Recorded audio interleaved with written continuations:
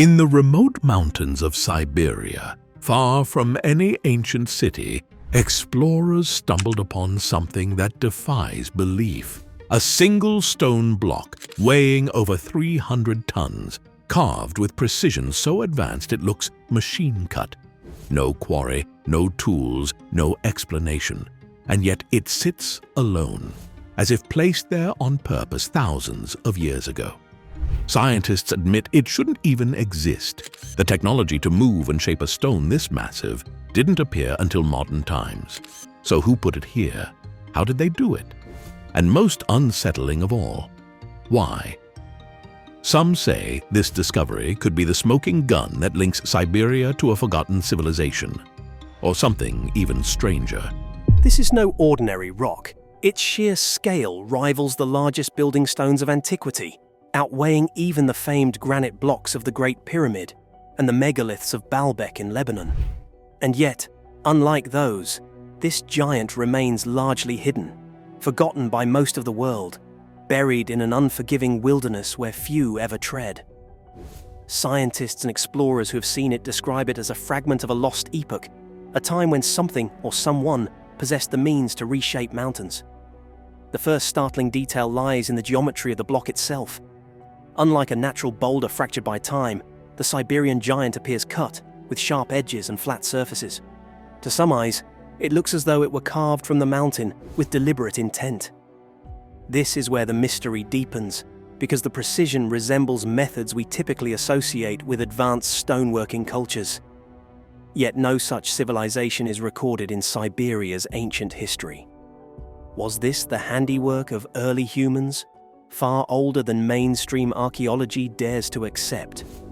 Or are we seeing the remnants of geological forces so unusual they mimic the appearance of deliberate construction? Transitioning from appearance to placement, the true weight of the enigma bears down.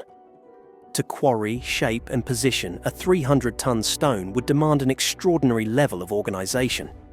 For context, the largest stones of Stonehenge weigh a mere 25 tons. Even with modern cranes, moving a single block of this magnitude is an engineering challenge. So how did it end up perched in such a remote and elevated location? If transported, the task would have required immense manpower, technology beyond what we associate with prehistoric cultures, or techniques that have long since been lost. But the Siberian block is not alone in rewriting expectations. Across the world, we find echoes of similar enigmas. The Thunderstone in St. Petersburg, a colossal boulder weighing over 1,000 tons, was hauled into place in the 18th century to serve as the pedestal for a statue of Peter the Great. It required months of labor, innovative sledging methods, and specialized machinery. And yet, this feat was accomplished by modern engineers with tools unimaginable to ancient peoples. Could the Siberian block represent a parallel but forgotten feat of equal ingenuity? Recent geological surveys have raised further questions. Some experts argue the block could be a product of natural fracturing, where layers of granite split along straight lines under immense pressure. But even among geologists, debate lingers. Natural or not, the stone's scale and apparent geometry ignite the imagination. Could this be an outcropping mistaken for human craftsmanship? Or is it a relic of a civilization erased from record? In the past decade, researchers studying ancient Siberian sites have uncovered tools, settlements, and even hints of megalithic traditions previously unknown in the region. Could this block be connected? The location itself only adds to the intrigue. Siberia is a vast and hostile land, but beneath its frozen soils lie remnants of vanished cultures. The Denisovans, an extinct branch of humanity, once thrived here tens of thousands of years ago, interbreeding with both Neanderthals and early Homo sapiens. They were toolmakers, skilled enough to produce jewelry and advanced implements long before such craftsmanship was thought possible. If they could achieve that, is it possible they, or another, equally mysterious people, were capable of far grander feats? Each revelation about our prehistoric ancestors reminds us that history is not a straight line, but a tapestry of lost chapters. For every ruin that survives, countless others lie buried, erased by ice, time, or catastrophe. The Siberian stone block may be one such chapter, an enduring monument, whether natural or crafted, that forces us to reconsider the boundaries of human potential. And then comes the most tantalizing possibility. What if this block is only a fragment of something larger, an entire complex hidden beneath centuries of erosion, a fortress or city built by hands long vanished? Satellite imagery has shown strange alignments in nearby rock formations, sparking speculation that the Siberian mountains conceal more than meets the eye. If this is true, the solitary block may not be an isolated wonder, but a surviving puzzle piece of a far greater design. In the end, whether carved by humans, fractured by nature, or left behind by forces we scarcely comprehend, the 300-ton Siberian block remains a sentinel of mystery. It stands as a reminder that Earth's story is still being written, that our understanding of the past is forever provisional, and that wonders still await discovery in the most unlikely of places. Somewhere in those icy mountains, beneath the howl of the wind and the weight of forgotten centuries, a question endures. Who or what moved the mountains of Siberia? And will we ever uncover the truth? But Siberia's massive stone block is just one piece of the puzzle. In another remote mountain range, scientists have uncovered something even more astonishing. An ancient structure carved deep inside the rock itself, a creation that seems to defy every law of logic. Indian culture is extremely, extremely ancient. We have to accept that civilization in India is at least 5,000 years old. That is one of the mistakes in looking for a quote-unquote advanced civilization in the past, is that we tend to be looking for ourselves. Whereas it's possible for a civilization to be advanced in other ways. Could the astonishing Kyasa temple at the Allora caves, carved meticulously from a single massive rock, truly be the work of mere mortal hands? There is a particular seal that has survived, and it shows a figure which is recognizable as the god Shiva. This ancient architectural marvel, built in the 8th century under the patronage of King Krishna of the Rashtrakuta dynasty, stands as a monument not only to devotion and artistry, but also to an engineering prowess that seems almost superhuman. I think we're confronted by an enormous mystery with megalithic sites all around the world, and we don't understand them properly. With its elaborate carvings and grand scale, the Kyasa temple has sparked a captivating debate. Was this colossal structure really constructed using primitive tools of the age, or does it bear evidence of intervention by an advanced civilization, possibly beyond our earthly realm? Some people think that the answer is extraterrestrial visitors. I don't think that's the answer, but who knows? Tucked away in the basaltic hills of Maharashtra, the Allora Caves complex is an architectural marvel of ancient India. Spanning from 600 to 1000 AD, these caves house a remarkable blend of Buddhist, Hindu, and Jain heritage.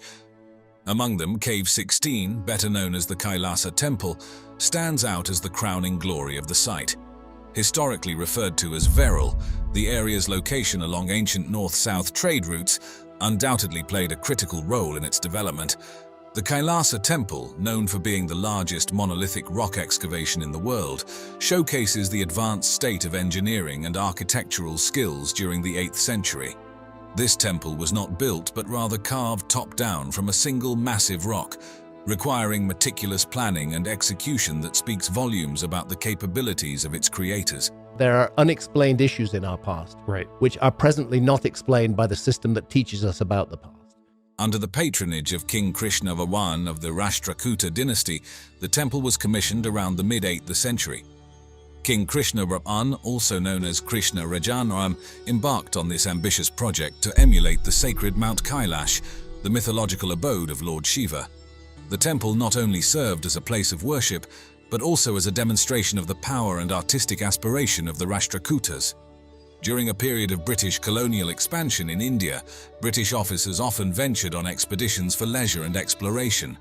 It was during one such excursion that the lush, overgrown vegetation of the Maharashtra region, which had concealed the Allora caves for centuries, finally gave way to one of the most significant archaeological discoveries in India. A lot of archaeology that gets done doesn't get done because of a targeted search. The year was 1819, and the caves, untouched and perfectly preserved as if in a time capsule, were stumbled upon accidentally by Captain John Smith and his party. The discovery by Captain Smith wasn't merely about uncovering a lost site, it was a revelation that peeled back the layers of India's rich and ancient civilization, which had thrived long before European powers set foot in the region. As Smith entered the caves, he was confronted with the grandeur of India's past, an intact cultural heritage that spoke volumes of its historical depth and complexity. However, Captain Smith left behind more than just the memory of his discovery. In what is now viewed as an act of historical vandalism, he inscribed his name and the date on a pillar inside Cave 10. At the time, such actions were common among explorers, who often left their marks as records of their presence. This graffiti, though frowned upon today, provided a tangible record marking the European discovery of the site and has since become a point of contention in discussions about heritage preservation versus the historical markers of colonial exploration. Following this accidental discovery, there was a renewed interest in the Allora caves, leading to more systematic explorations and excavations. The Archaeological Survey of India, established in 1861, took on the mammoth task of excavating and preserving these ancient sites. Their efforts were crucial in maintaining the structural integrity and historical accuracy of the caves as they faced the dual pressures of time and increasing tourism. Detailed studies and documentation efforts were spearheaded by early explorers and scholars like James Burgess and later Ghulam Yazdani. Their meticulous work in cataloguing the sculptures, iconography, and architectural styles has been compiled into extensive reports and books, which remain invaluable resources for Indological studies today. This comprehensive documentation helps ensure that the Allora caves, including the magnificent Kyasa temple, continue to be understood and appreciated not just as monuments, but as gateways to India's illustrious past. The Kyasa temple, also known as Cave 16 at the Allora caves, truly stands as a testament to the ancient mastery of rock-cut architecture. This stunning structure isn't just a testament to grandeur, but also to a unique construction methodology that melds religious devotion with unmatched craftsmanship. Unlike traditional buildings constructed from the ground up, this temple was carved directly out of a single massive rock, a process that required not only extreme labor but also precise planning. The effort to remove approximately 200,000 tons of rock from the site underscores the monumental human endeavor that went into its creation, likely involving hundreds, if not thousands, of laborers across several generations. Ancient cultures all around the world preserved a memory of a high civilization, of prehistory. Symbolically, the temple mirrors Mount Kyasa, the mythical abode of Lord Shiva, suggesting that the architects intended to create a heavenly abode on earth. This ambition is evident not just in the temple's scale, but also in its elaborate multi-storied design, which features a rare vertical expansion in rock-cut architecture. Each floor is intricately adorned with carvings and statues that bring to life stories from Hindu mythology, especially those focusing on Lord Shiva, enhancing both the religious and aesthetic appeal of the temple. Comparing the Kyasa temple to the ancient city of Petra in Jordan highlights its unique features. While Petra is renowned for its impressive facades carved into rock faces, the Kyasa temple goes a step further. It is not just a facade, but a complete excavation, with intricate vertical carvings that make its interiors as spectacular as its exteriors. Unlike Petra's relatively plain interiors, the Kyasa temple is elaborately detailed, with entire floors, columns, and ceilings that are ornately decorated to reflect Hindu religious themes. The engineering behind the Kyasa temple also addresses some significant challenges, such as maintaining structural integrity while removing massive volumes of rock. The architects and engineers employed their deep understanding of geology and engineering to ensure the stability and durability of the remaining structures. They even incorporated an ingenious drainage system to prevent water accumulation and erosion during the region's heavy monsoon seasons. Moreover, strategic placements of openings and alignments within the temple structure allow natural light to flood its interiors, enhancing the spiritual and aesthetic experience for visitors. The layout also facilitates the circulation of air and movement of devotees, crucial during religious ceremonies.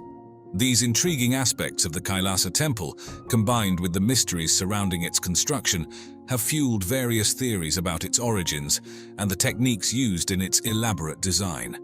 From theories suggesting extraterrestrial influence to speculations about advanced ancient technologies or a network of secret chambers, the temple continues to be a subject of fascination and scholarly debate. I think the dating of quite a number of megalithic sites needs to be reconsidered. These discussions not only celebrate the architectural genius of the temple's creators, but also deepen our appreciation for this ancient marvel. Exploring the mysteries of the Kyasa temple at a more refined level reveals a range of fascinating theories that try to explain its incredible construction. One such theory suggests that the technology and precision required for its creation in the 8th century might hint at extraterrestrial influence or the use of advanced ancient technology that has since been lost. While this idea captivates the imagination, most scholars and archaeologists believe that the temple's construction was well within the capabilities of human ingenuity at the time, pointing to similar rock-cutting techniques used across India long before the temple was built. Another intriguing theory about the Kyasa temple involves the possibility of a network of secret tunnels and chambers beneath the complex. Local legends and some speculative reports suggest that these could have served as passages for religious ceremonies or as escape routes during invasions. However, thorough archaeological investigations have yet to confirm these claims, and the natural rocky terrain of the area makes such an extensive network rather unlikely. The alignment of the Kyasa temple with celestial bodies forms yet another theory. Some believe that the temple, like many ancient structures, was designed in alignment with certain stars or planets to harness cosmic energies during significant astronomical events such as solstices and equinoxes. While there are notable celestial alignments at other ancient sites that lend some support to this theory, concrete evidence linking the Kyasa temple's orientation with celestial events remains elusive. As these theories continue to pique curiosity and scholarly debate, the significance of preserving such a monumental site has never been clearer. Recognized as a UNESCO World Heritage Site, the Allora caves, including the Kyasa temple, are the focus of ongoing preservation efforts. These efforts are crucial in protecting the site's intricate carvings and magnificent structures from both natural elements and the impacts of modern-day tourism, ensuring that this ancient marvel can be appreciated for generations to come.